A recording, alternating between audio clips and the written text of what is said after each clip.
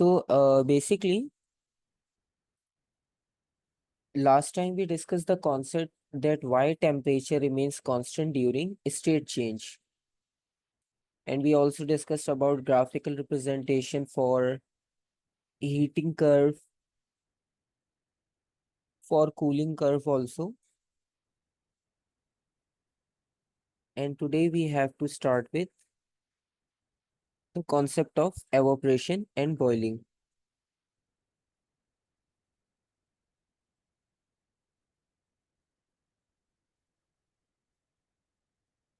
Okay, in our daily life, we know we use the concept of boiling, and we also know that what is the concept of boiling actually.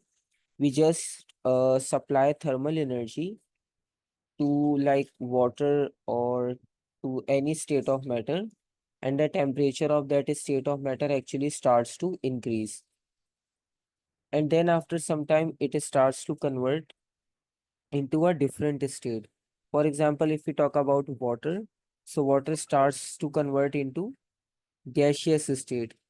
So that is called boiling process.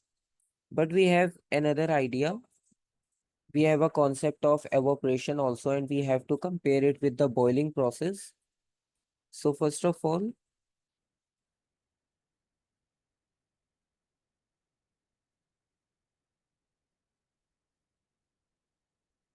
yes, Sir, it is the continuation of thermal properties. yes. Alright. I will let you know if there is like any change of topic or like change of section. So I will let you know before the class. We are like doing the continuation topic from the thermal properties. Okay.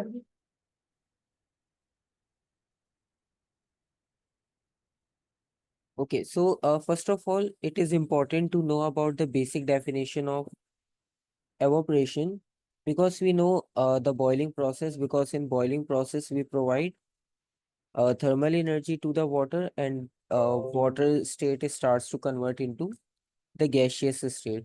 So this is the simple boiling process. But if we talk about evaporation process, so what is actually happening in the evaporation process?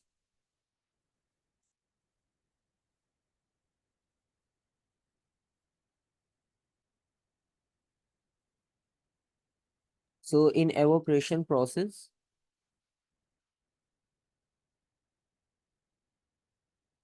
the molecules starts to escape,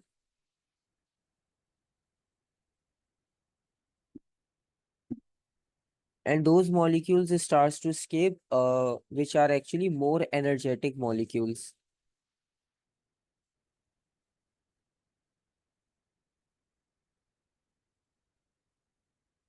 More energetic molecules from the surface of liquid.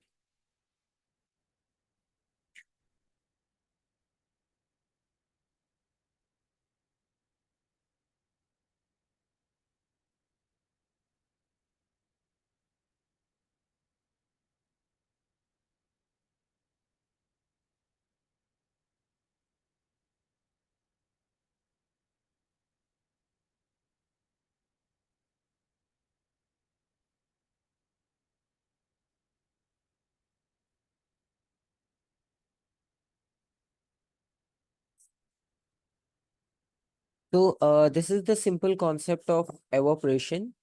And in evaporation, the concept of we can say the idea of more energetic molecules is included. In boiling, there is no such concept of energetic molecules, but in evaporation, the concept of more energetic molecules is included. So, and one more important thing you observe in this definition, that evaporation is taking place from the surface of the liquid. And in this process, we are again going to convert liquid state into gaseous state, just like boiling. In boiling, we also converts liquid state into gas state, and in evaporation, we also convert liquid state into gas state. But there are clear difference between these two process. And if we list So I down, have to write this, right? yes, Okay. and let's suppose if you are not able to copy down whole notes during the class, so you will get this exact PDF file after the class. So you may also complete your notes after the class. Okay. Okay, sir. Thank you. Yes. So in your syllabus, there is a clear difference of evaporation and boiling process is given, and you need to list down all the differences. So let's suppose if we list down all the difference between boiling and evaporation.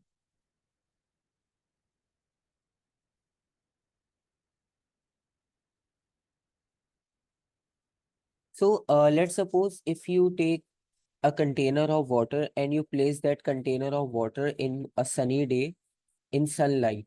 Okay. So evaporation starts to take place. And if you take a container of water and you placed on a burner, right, or on stove or any heating source, so that water starts to heat up. So that is called boiling. So these are two different ideas related to evaporation and boiling. It means that for boiling, we require a specific heating source.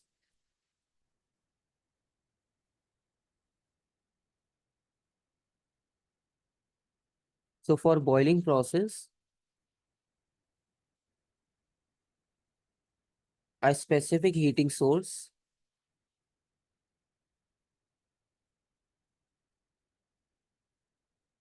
is required.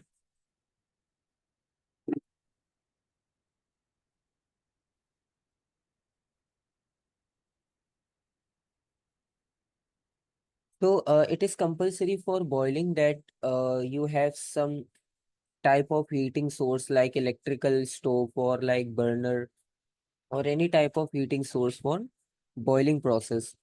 But for evaporation, the heat absorbed by the liquid is from the surrounding.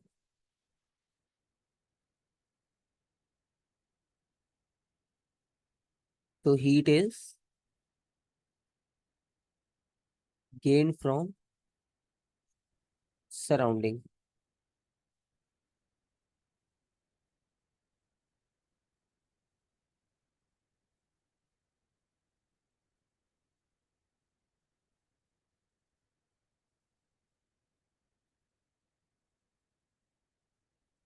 And one more thing, in the definition of evaporation, you observe that it is mentioned, it is the escaping of more energetic molecules from the surface of liquid. So evaporation only takes place at the surface, but boiling takes place throughout the liquid because in boiling we have source of heat. So definitely this process is faster than evaporation. So we can say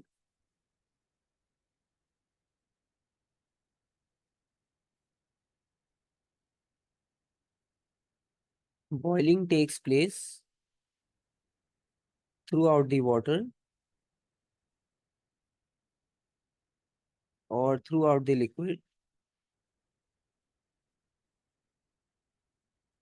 And if we talk about evaporation, so evaporation takes place at surface only.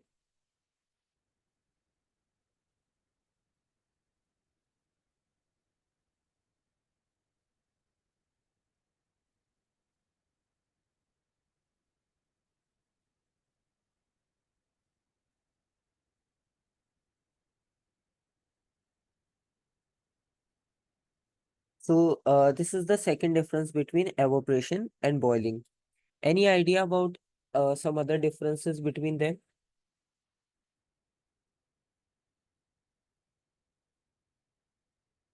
No, sir. Okay. Okay, one more thing we observe that bubbles are going to be formed in boiling process. During boiling process, we observe that bubbles also starts to form.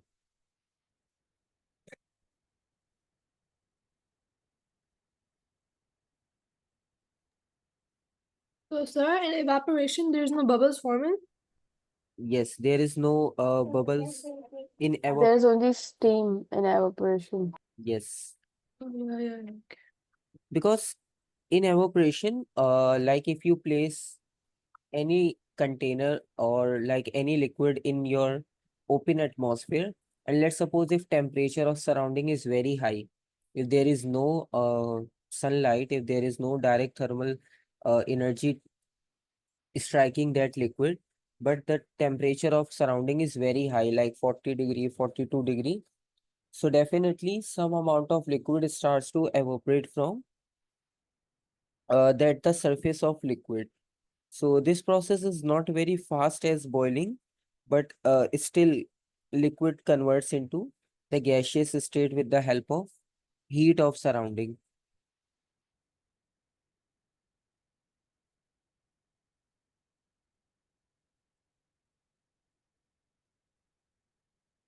So no bubbles formed in evaporation. And as we already discussed, Sir, yes, instead of writing no bubbles formed, can I also write no bubbles formed but steam occurs? yes, you can also mention that.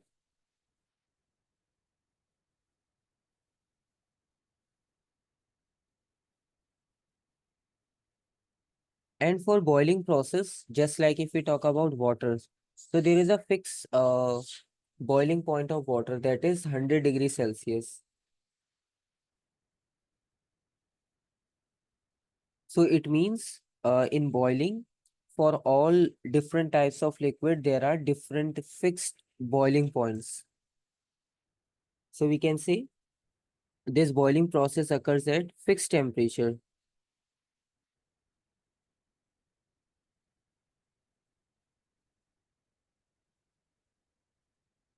Like if we talk about water, so water boils at 100 degrees Celsius. So it means there is a fixed boiling point for water. And same like oil, grease, all different liquids, they have their own boiling points. So it means they have fixed value, but there is no fixed value for evaporation. It occurs at any temperature.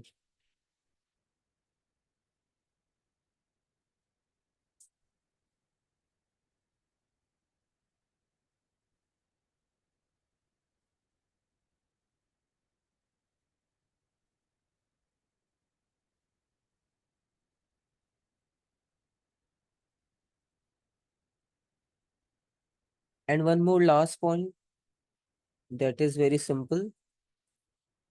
Boiling is a fast process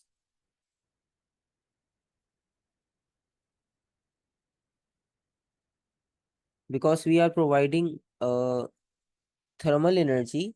So definitely boiling is a fast process, but in evaporation, we are not providing any specific thermal energy.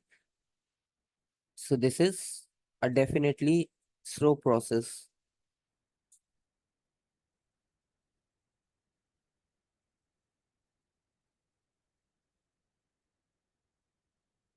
Any confusion, any question related to this concept of evaporation and boiling?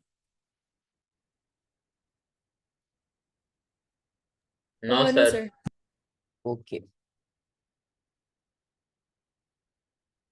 Sir, can you tell why evaporation is a slow process? Basically, as we discussed already, that in evaporation, heat is taken from the surrounding, right? So when heat is taken from the surrounding, so it depends upon the temperature of surrounding. Like when you place water or like any liquid on the burner, so there is a specific type of thermal energy provided to that liquid. But we know in our atmosphere, temperature is not very high, just like that burner. Okay. So that's why evaporation takes more time to convert whole liquid into the gaseous state. Like if you place water on burner or the amount of water we take is equals to 1 kg or like any specific 100 centimeter cube of water, and same water you placed in the sunlight. So in which container the liquid evaporates or like liquid converts into the gaseous state first? The liquid that we placed on the burner or the liquid that we placed in the sunlight?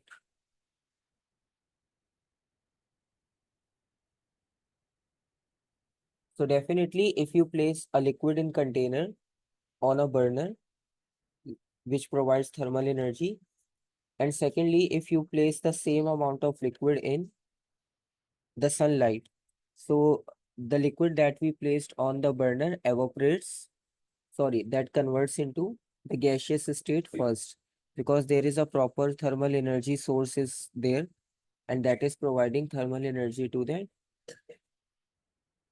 liquid. So that's why boiling is a fast process and evaporation is a slow process. Yes, sir, got it. Okay. And after this, so we already studied about boiling, because for boiling you need to know about the boiling point of different liquid, right? If you need to know about the boiling points, so definitely you need different values. But we are interested in the concept of evaporation, because evaporation is a new idea, new concept. So in this chapter or in your syllabus, evaporation is more important than boiling.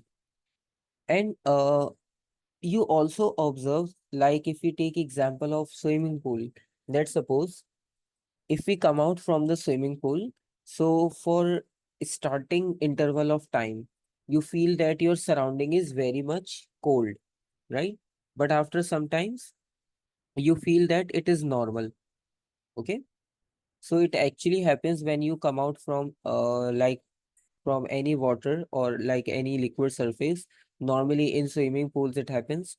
Like if we are in swimming pool for 10, 15 or 20 minutes, and when we come out from that liquid surface, so in our atmosphere we feel that the wind is very cold, or like atmosphere is very cold for a short time interval, like for 1 or 2 minutes we feel like this.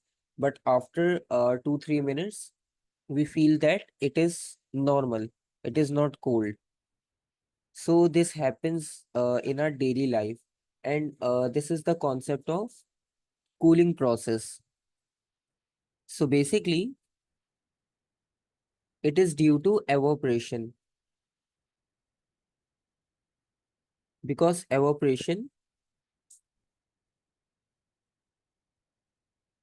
causes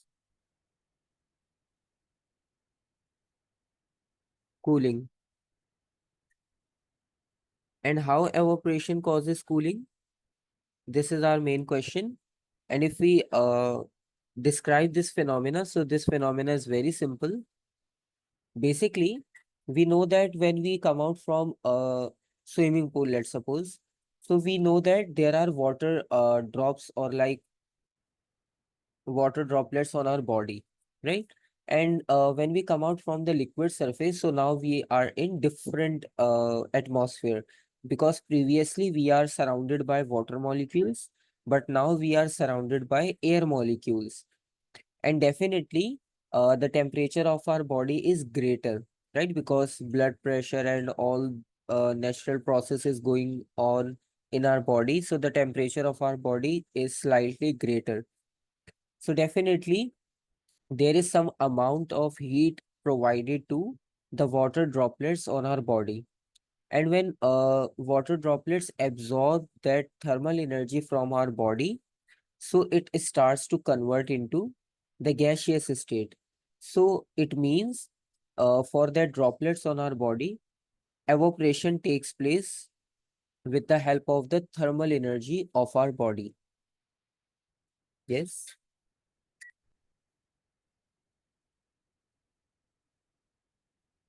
Anyone wants Sir, to ask? Hmm.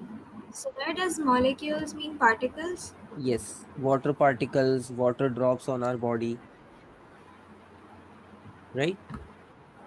Basically, atom and molecules are, we know that these are very microscopic particles. We cannot see them by our normal eye, but we are able to see that water drops. So you can also use word particle over there if you are not writing molecules. Molecules is like very microscopic view of the particles. Okay. Okay. So the reason why evaporation is a cooling process. So again, we start from the basic idea of evaporation. As more energetic molecules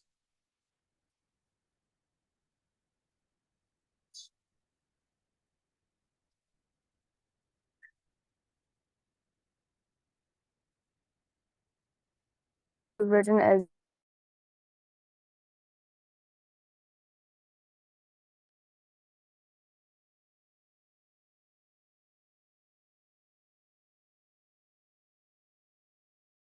escape from the surface,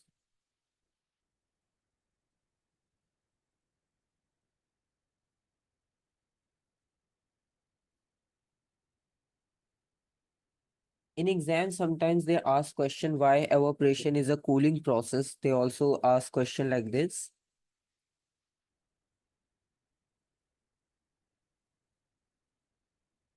So this is the reason. As we know that more energetic molecules escape from the liquid, so it means less energetic molecules are left out on the surface. Okay, so basically we were talking about the concept of evaporation causes cooling, and evaporation causes cooling in the sense that as more energetic molecules escape from the surface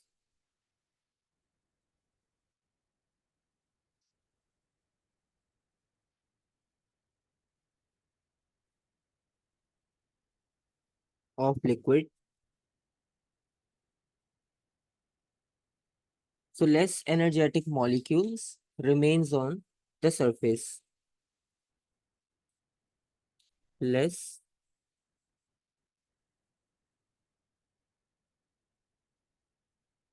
energetic molecules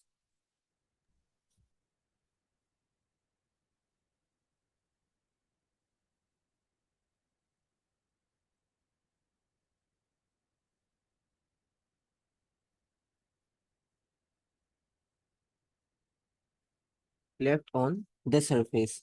And we know that the high temperature of the body helps the molecule to leave the surface.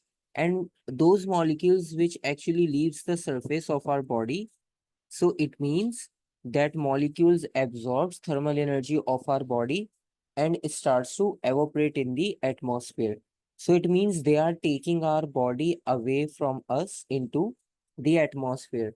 And the rest of the molecules left on our body having very less energy or less temperature as compared to the high energetic molecules.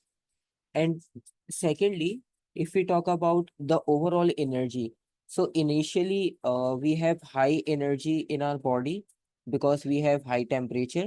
But when the thermal energy absorbed by the molecules from our body and they starts to evaporate, so definitely the temperature of our body cools down and the overall energy also decreases, right? So secondly, we can say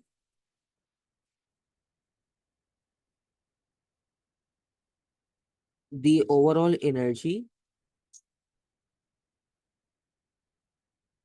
of the liquid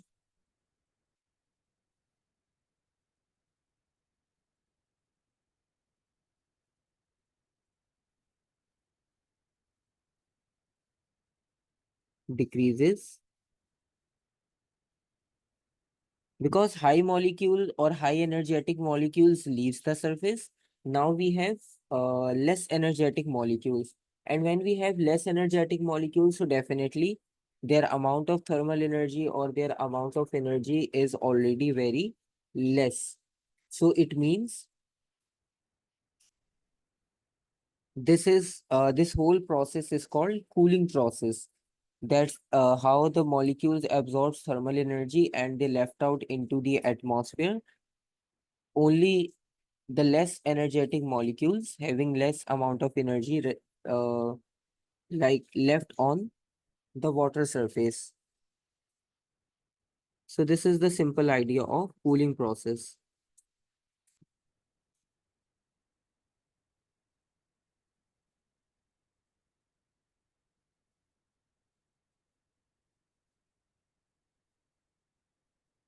So in the same way, when we come out from the swimming pool, let's suppose, so definitely there are water particles or water drops on our body. So some of the drop absorbs thermal energy from our body and they starts to evaporate. And the less energetic molecules or less energetic particles of water left on our body, and we feel some coldness in our atmosphere. So this is the process of evaporation that allows us to feel cool in our surrounding, and that's why it is called the cooling process, right? Any question, any confusion? No, sir. No, sir. Okay. No question, Sir, no I still confusion. don't really understand it. Can you like explain in a bit like simpler words, maybe? Basically, if you consider like a container, let's suppose if we have a container,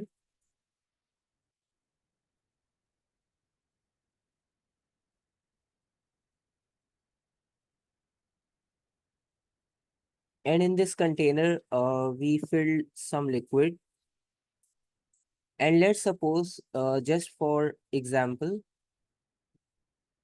we already discussed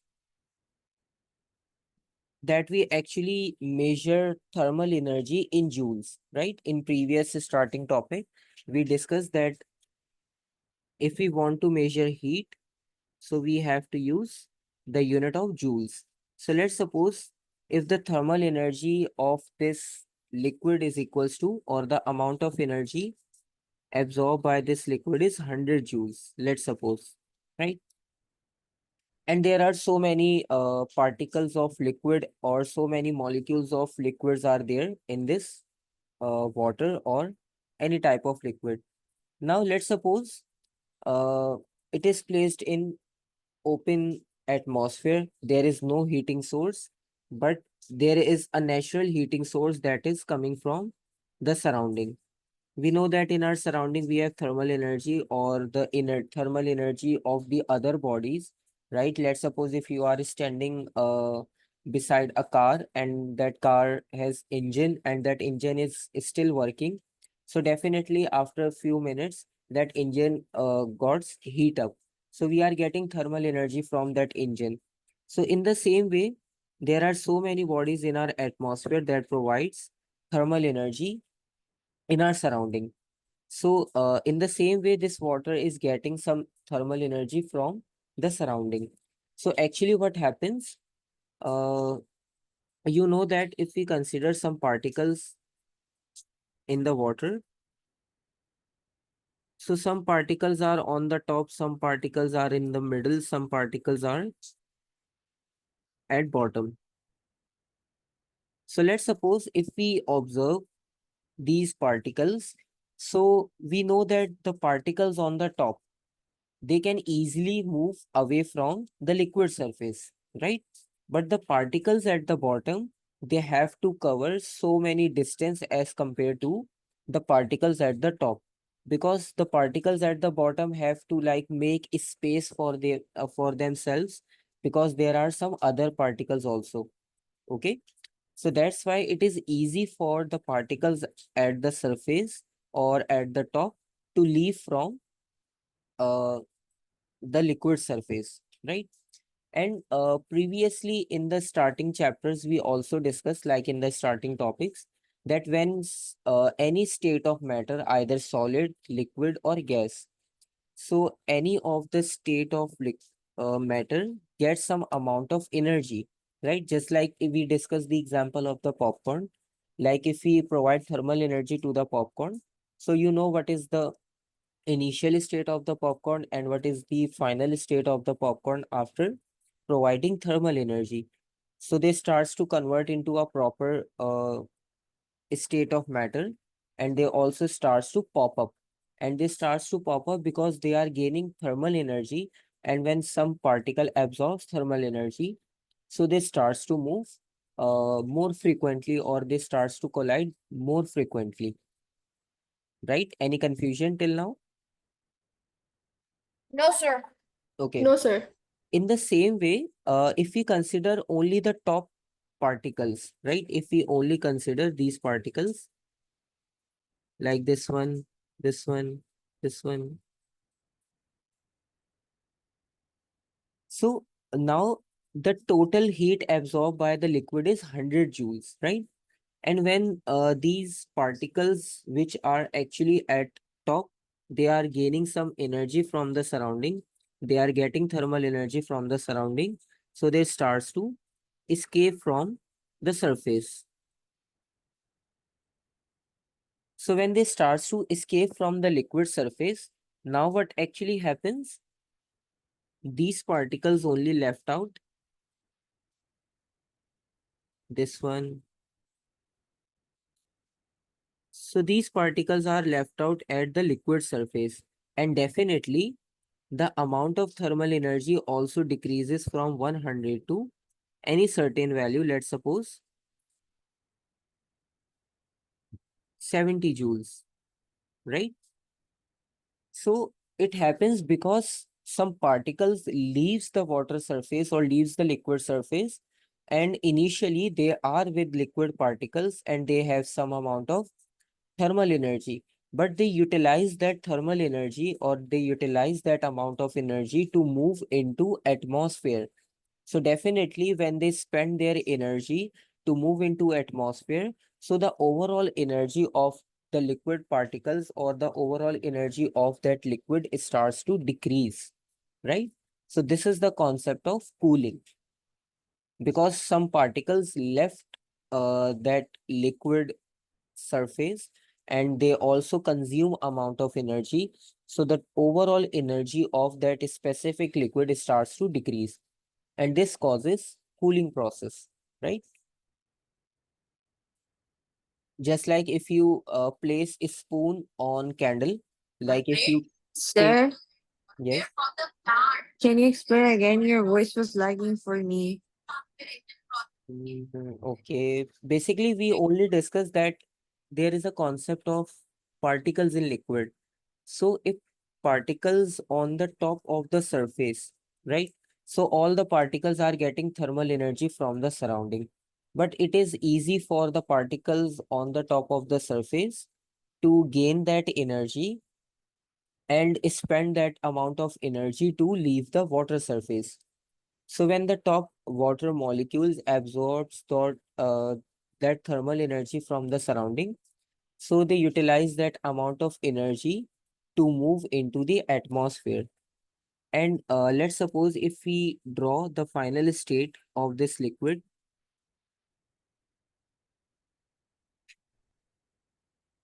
so this is the final state, that the molecules at the top actually leaves the water surface and they are in atmosphere. And we have less water particles left out into the liquid surface. So these are the particles or the molecules having less energetic or less energy. That's why they are not able to leave the surface. And these purple ones are the particles that have high energy from the surrounding, absorb from the surrounding, and they leave from the surface. And they also decreases the amount of thermal energy or the amount of total energy absorbed by the particles. Okay.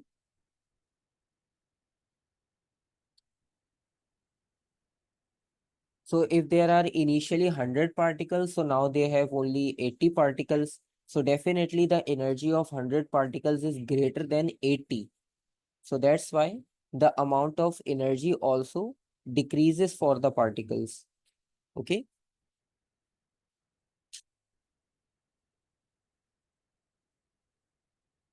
Any other question? No, No, sir. sir. Okay. No, sir. You will get recording of this topic also, right? So you may like go through after the class when you got free from all the classes. If you have any question still then, you may ask in the group, right? Okay, sir. Okay, sir.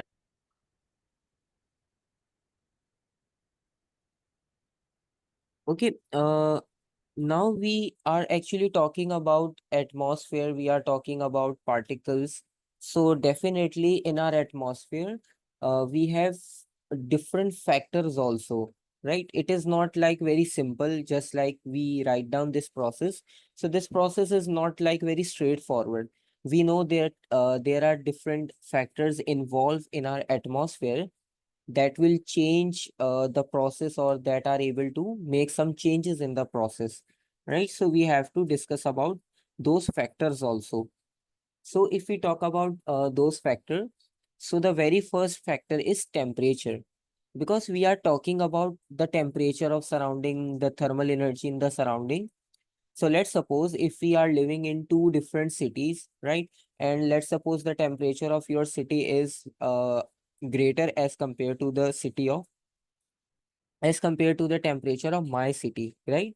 So we have different evaporation rate, because in your city the uh, temperature is high, so evaporation takes place more quickly, and the temperature in my city is low, so evaporation is like is going to be slow for my city or in my surrounding. Okay, so temperature is also a factor. Like in summer season evaporation will be fast, right? But in winter season evaporation is very slow, because already surrounding is very cold, so evaporation takes more time to happens in the winter season. Okay, so the first factor is temperature.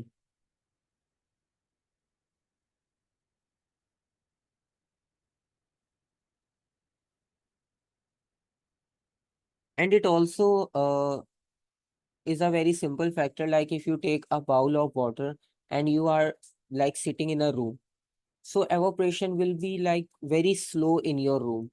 But let's suppose if you take that bowl of water in outdoor, and you place that bowl of water in sunlight, so definitely that evaporation will be more faster as compared to that state of room. Okay, so this is the simple concept. So in temperature, what actually happens, if we increase the temperature,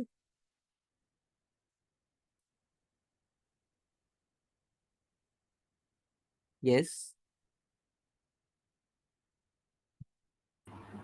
Sir, my question is a little out of topic, but Mhm. I want to know how long would it take for one glass of water to evaporate completely?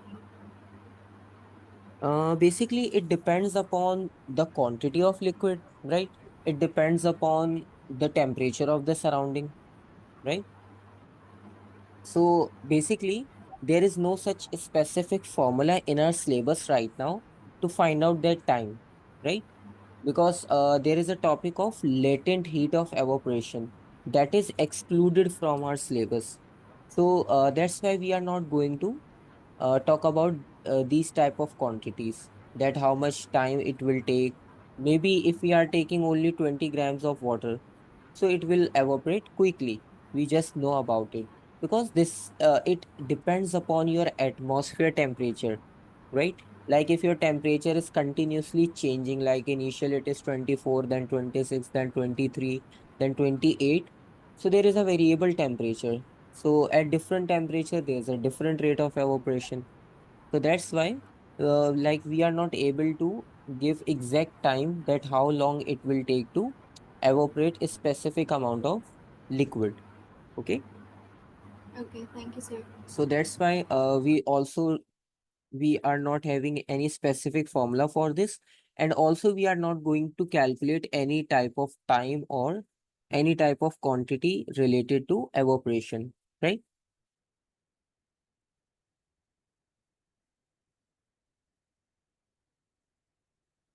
There is only one topic that is related to latent heat of evaporation, but that is excluded. Otherwise, we will discuss that topic if that topic is in our syllabus.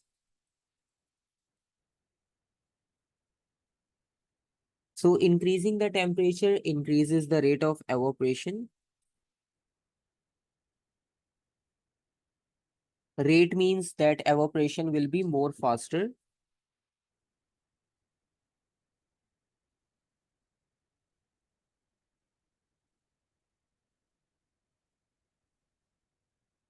So this is a general concept about temperature. And let's suppose if they ask you that why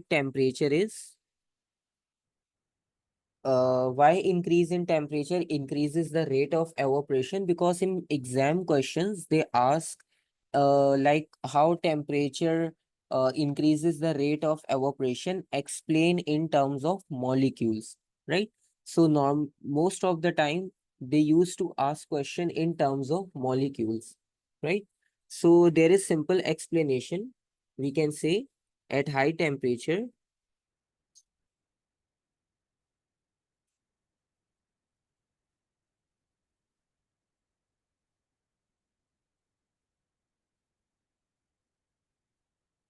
at high temperature there is a greater percentage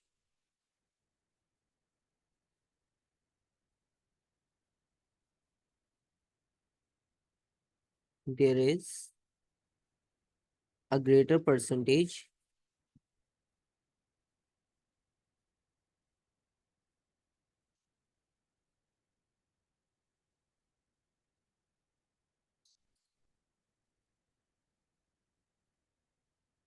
of more energetic molecules, because when we are providing high temperature, so definitely more liquid molecules starts to leave the surface, so that's why there is a greater number of particles, and that's why we are using the word greater percentage, right? Greater percentage of more energetic molecules.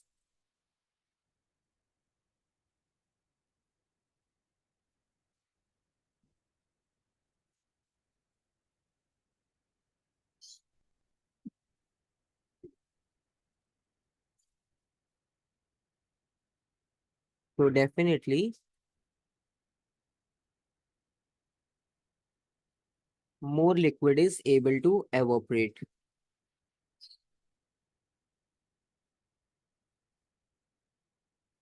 More liquid is able to evaporate.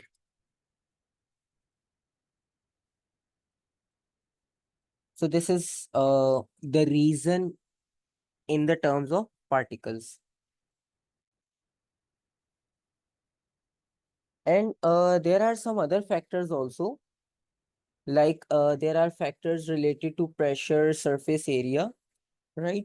I will like share that other factors in the group after the class, after uploading all the recording, right? So you may read that whole factors by yourself, and in our next class we will discuss that how those factor actually affects the evaporation process, right? So I will share those factors in the group, so you may read by yourself, you may study those factor by yourself, and then we will discuss in our next class that how this happens and how these factors affects the evaporation. Okay. Okay, sir.